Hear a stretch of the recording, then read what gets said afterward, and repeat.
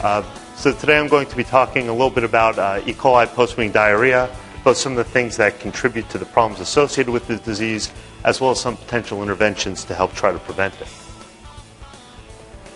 So just kind of quick background, the diarrhea that I'm going to be talking about is that is caused shortly after weaning and is caused by the toxins that are produced by enterotoxigenic E. coli. So this is just a subclass of E. coli that actually produce toxins that have action on the enterocytes that are causing the diarrhea. This is separate from viral diarrheas and things of that nature. While we know that it is the toxins that are produced by these bacteria that cause the symptoms of post-weaning diarrhea, it's really, I think, more useful to view this as kind of a multifactorial disease. Because although you require that bacteria to produce the toxins to make the pig sick, there's a whole bunch of things that contribute to whether or not that's going to happen.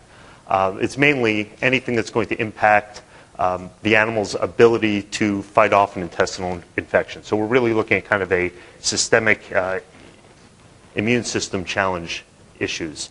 And right around weaning, we have a bunch of these things going on. We have several different types of environmental stress. We are yanking them off of the sow. We're trying to put them onto a dry diet. Most of them are going to go for quite a substantial length of time without consuming any nutrition at all.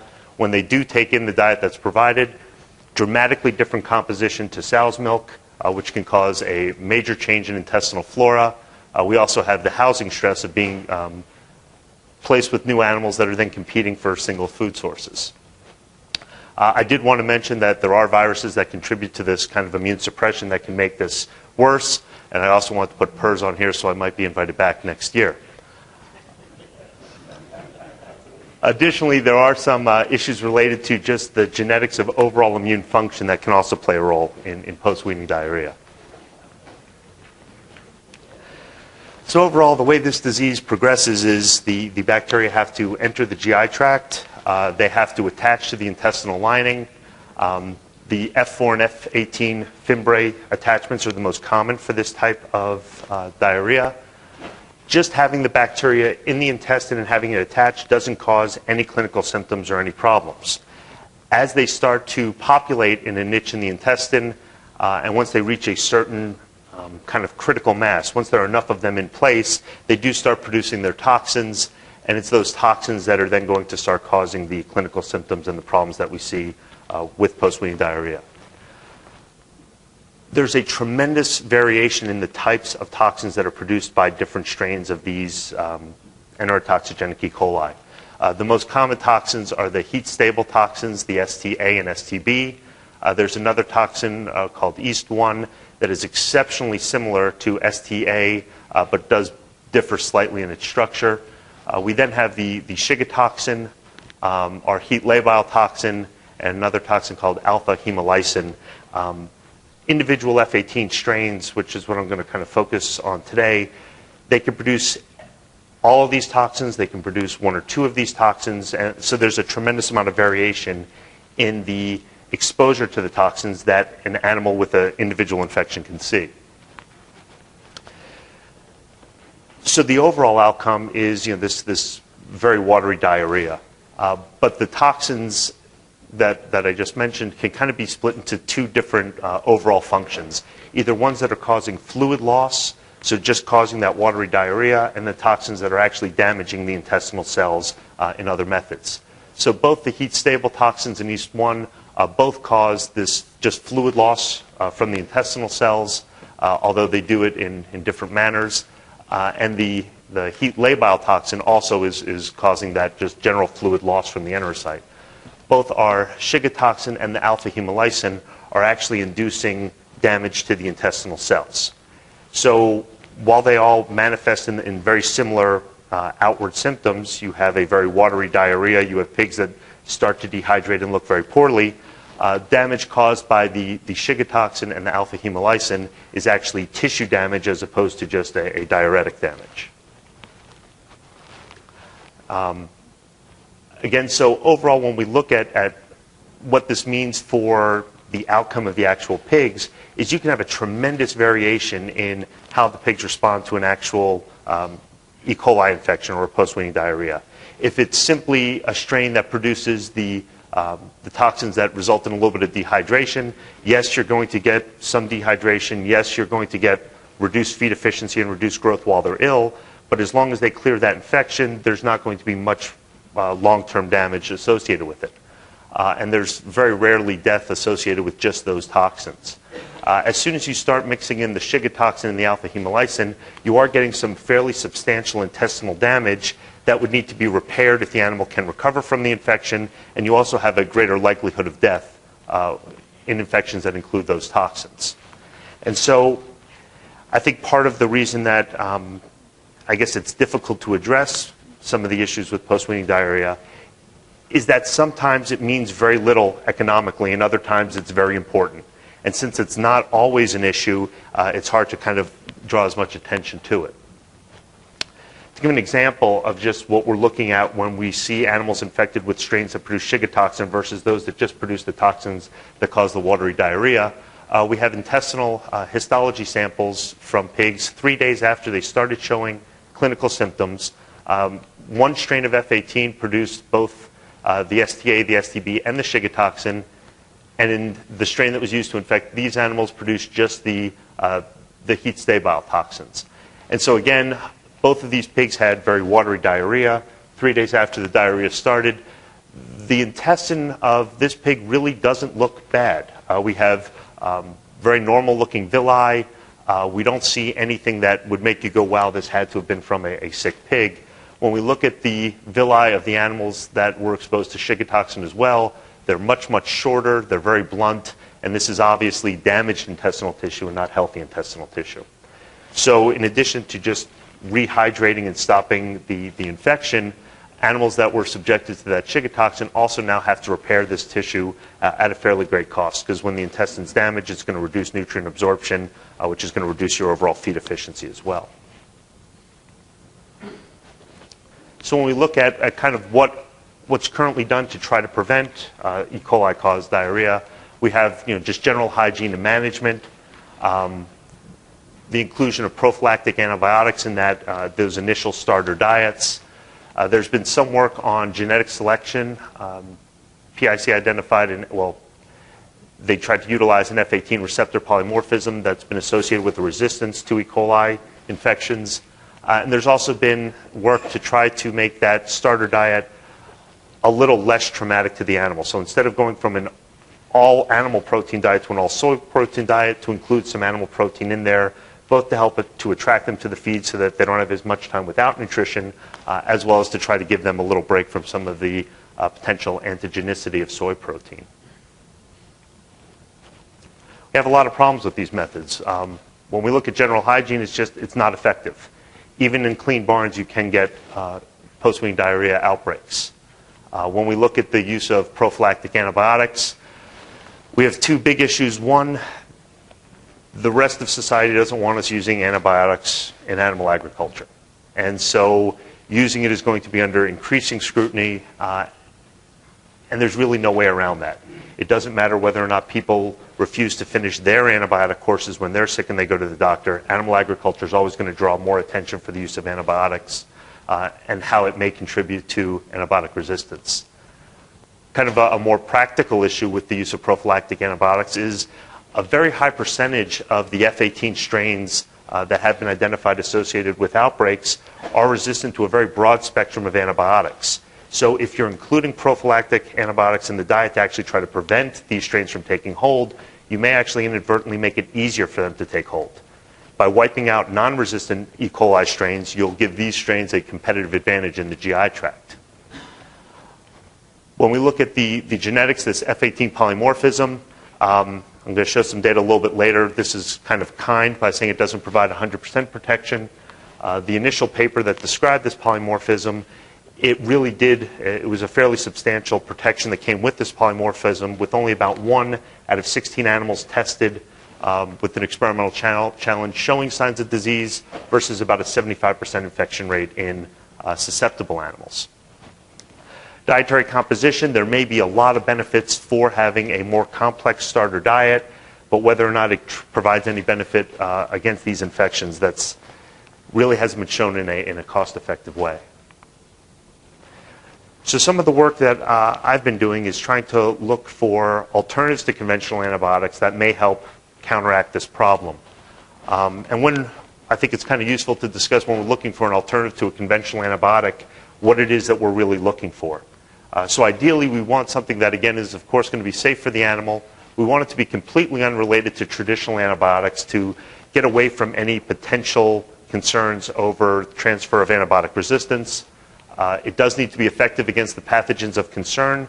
We would like it to be highly specific. We'd like it to work against pathogens but leave normal microflora alone.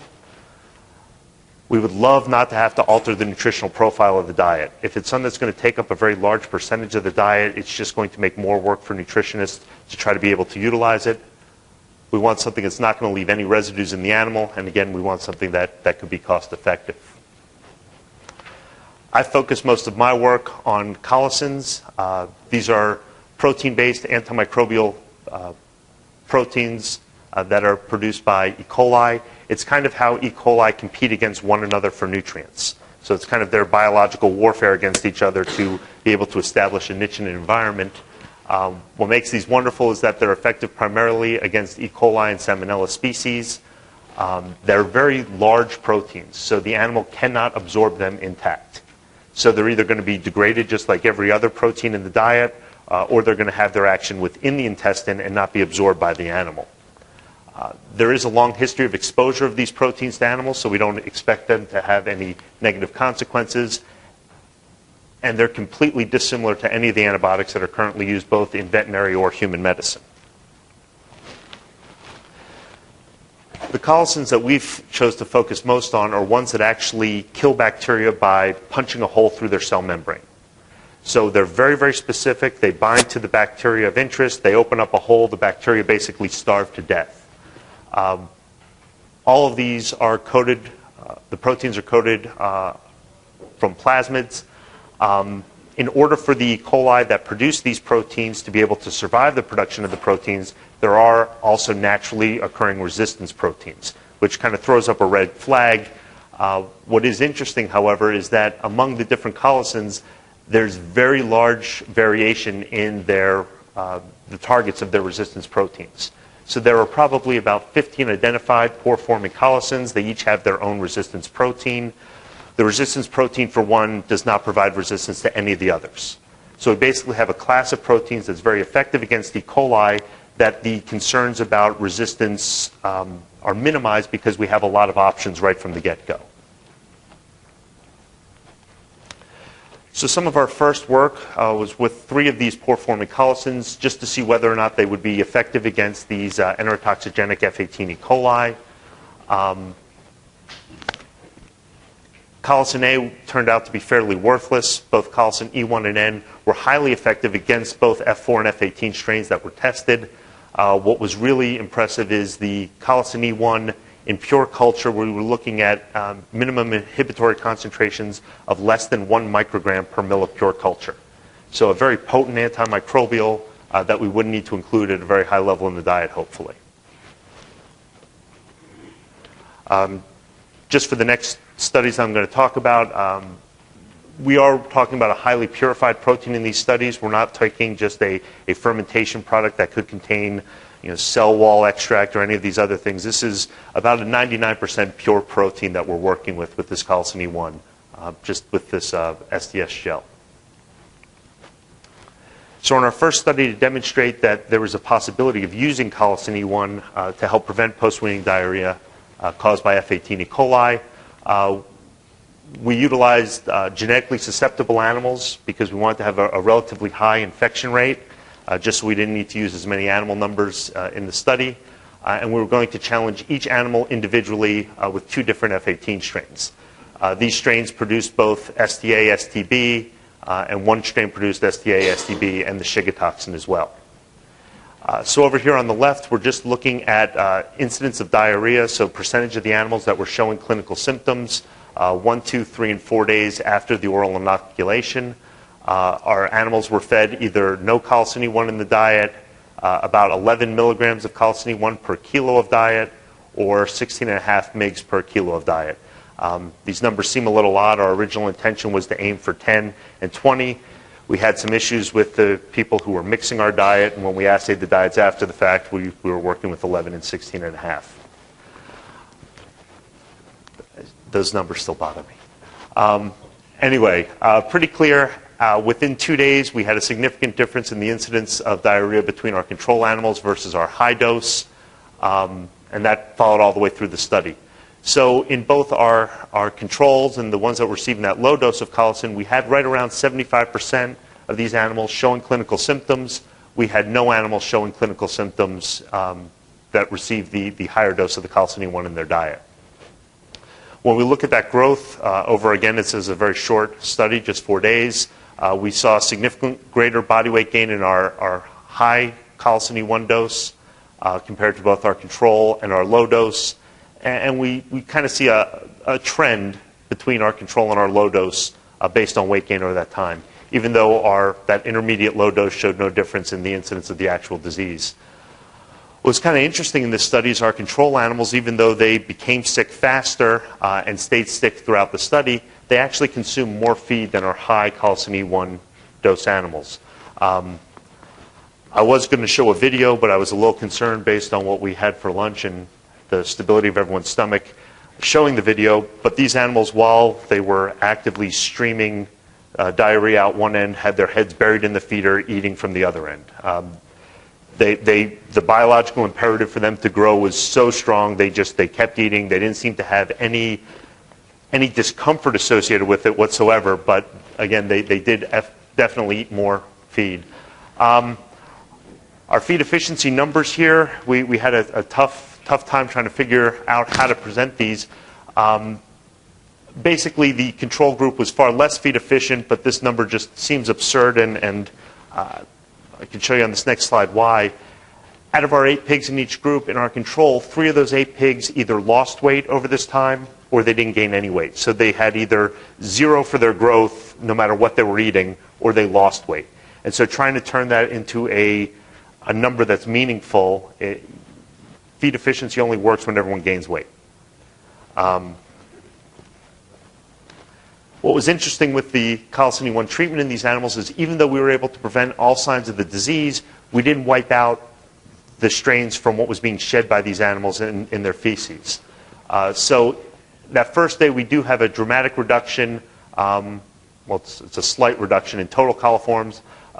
Dramatic reduction, this is about a 5 log reduction, I apologize for the smaller type, between the control and the high dose colicin.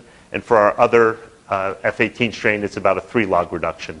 But then 3 days later, we're still shedding very high levels of both of these strains in the feces, although we're not seeing any clinical symptoms. And there wasn't any difference between any of the treatment groups after 3 days as far as what they were shedding, even though we didn't see clinical symptoms. So with this first study, we were able to show that dietary occlusion was effective in preventing disease symptoms. Determining what we're going to need for dosage is going to be based largely on the bacterial load threat that the animals are actually going to see. And even though we're able to prevent symptoms, we don't actually eliminate the bacteria from being shed into the environment. So we had a couple of issues with this first study. One, it was very short term. 2, direct oral challenges are not really representative of how this disease spreads in a barn. So we wanted to try utilizing a cedar pig challenge model to see whether or not dietary inclusion would still be beneficial. So there are a couple of reasons why we feel this is a little more realistic. One, the animals have continual exposure as opposed to a single dose. So with the oral dose, we dose them in the morning. If the bacteria didn't colonize well in that first pass-through, they could be fine. With the cedar pig, they're having a sick pig dropped into their pen, re-inoculating them on an hourly basis. We also think that with this cedar pig model, overall there's going to be a much greater bacterial challenge than what we see with the single dose. So we were utilizing 10 pigs per pen in this study, and we were going to drop 1 cedar pig into each pen. Our cedar pigs were utilized generating just with a single F18 E. coli strain that wasn't producing the Shiga toxin because we wanted watery diarrhea, but we didn't want to have the chance of any of these animals dropping dead on us for a multi-week study. I've caused enough issues with IACUC that I try to stay on their good side now. We also included non-challenged replicates in order to see whether or not there was a potential for any growth-promoting effect of Colicin E1 in the diet of these animals. We did a longer-term study because the animals in our first study were still shedding the enterotoxigenic E. coli. We thought maybe we were just delaying the onset of symptoms as opposed to actually preventing them. And so we carried this study out for 4 weeks. The start of the study was when the cedar pigs were dropped into the pens. And so we have our control animals here, our control animals that were living with the cedar pig in their pens, our animals fed the Colicin E1, and then the Colicin E1 pigs that received the cedar pig dropped in as well. Overall important thing to note is that we don't have any significant differences in body weight between the Colicin E1 and the Colicin E1 challenged animals. We do see a clear significant difference after that first week between our challenge controls and our control animals. And that maintained a significant difference through week 2. Difference starts fading by week 3, but all animals at the end were relatively close. And our Colicin E1 treated challenged animals were not different from our control unchallenged animals throughout the study.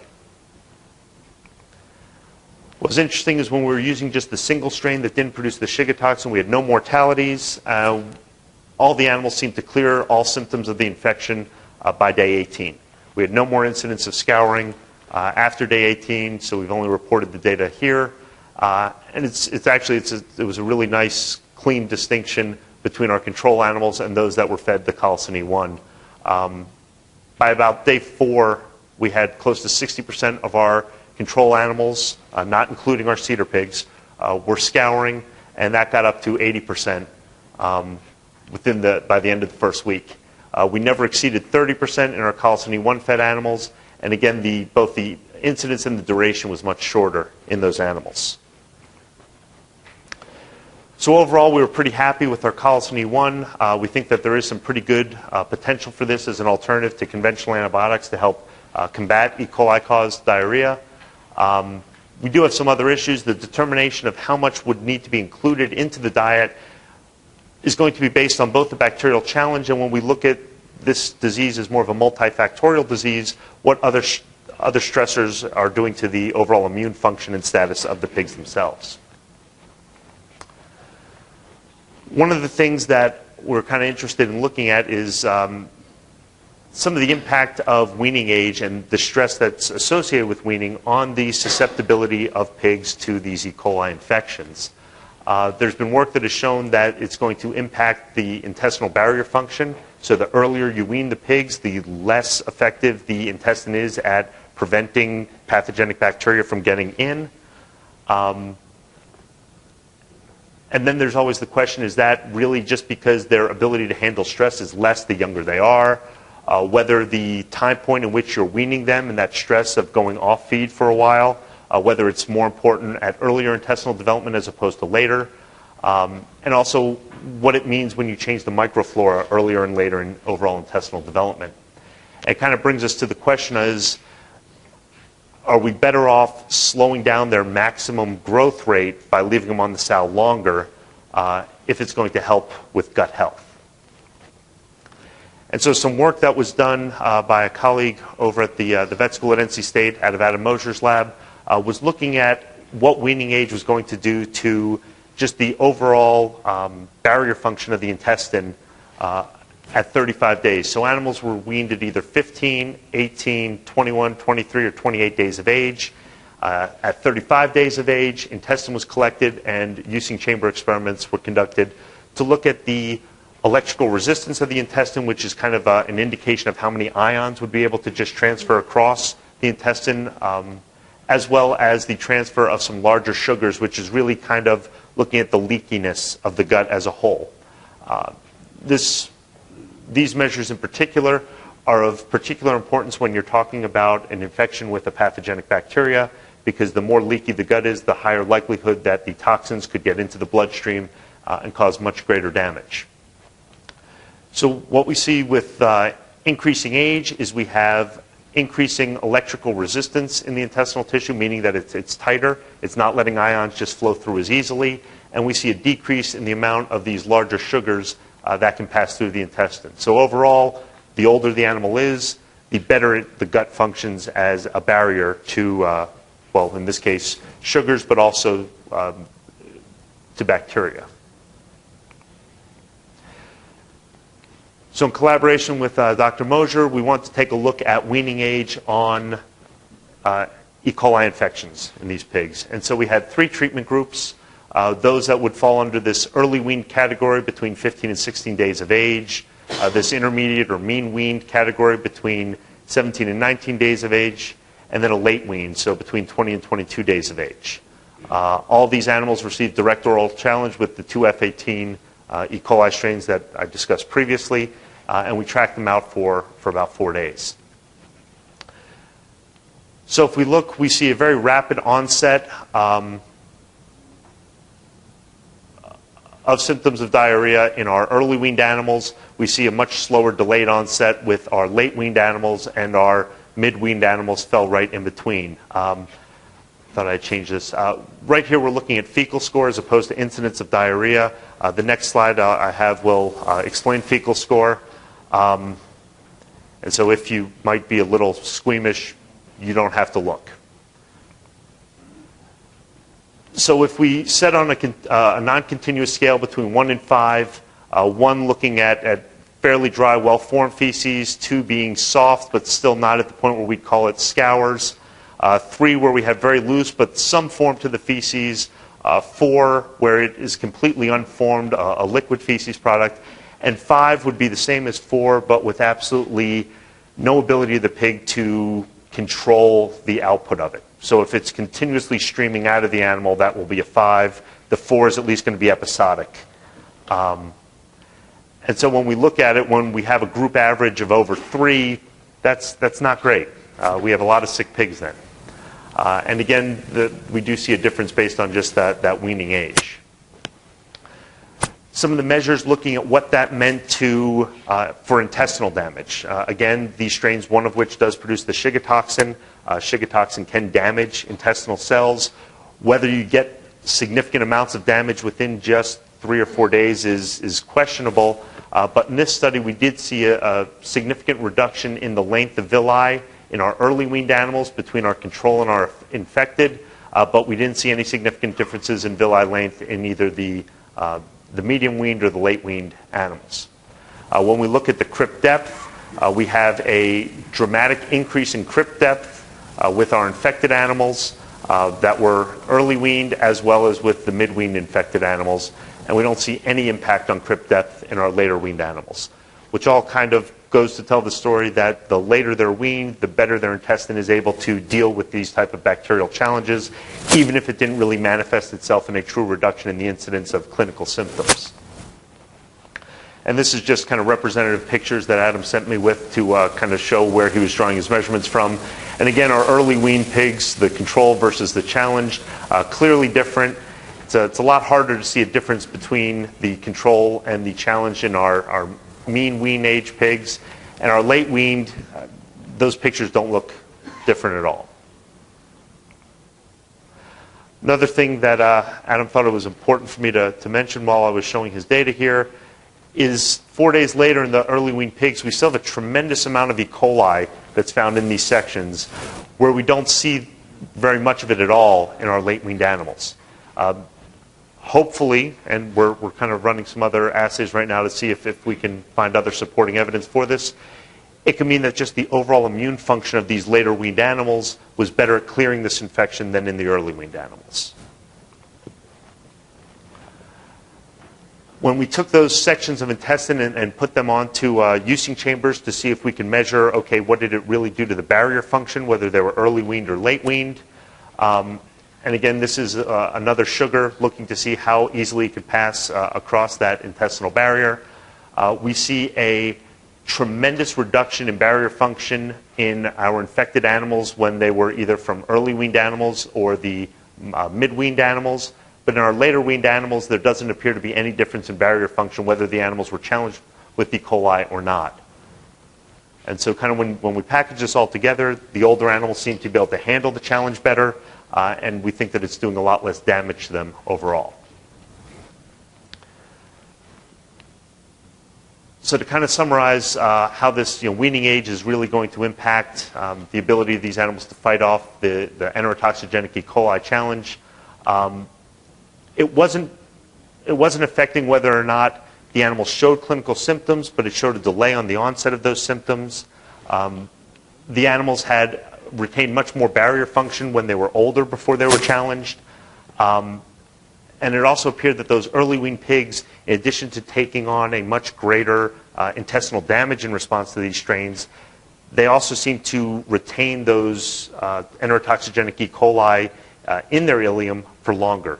The longer the bacteria are there, the more toxin they produce, the more damage they can do.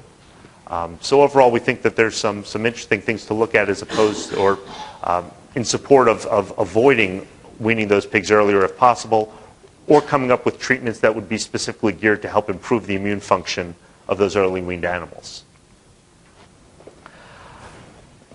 Next thing I wanted to talk about was this genetic susceptibility to the F18 E. coli. Back in 2003, this polymorphism in this gene was found and associated with a reduced capability of pigs to be able to be infected by F18 E. coli. The resistant animals, based on this polymorphism, only 1 out of 17 of animals challenged showed clinical symptoms, where they were able to achieve 10 out of 14 with the susceptible animals, again based on this genotype.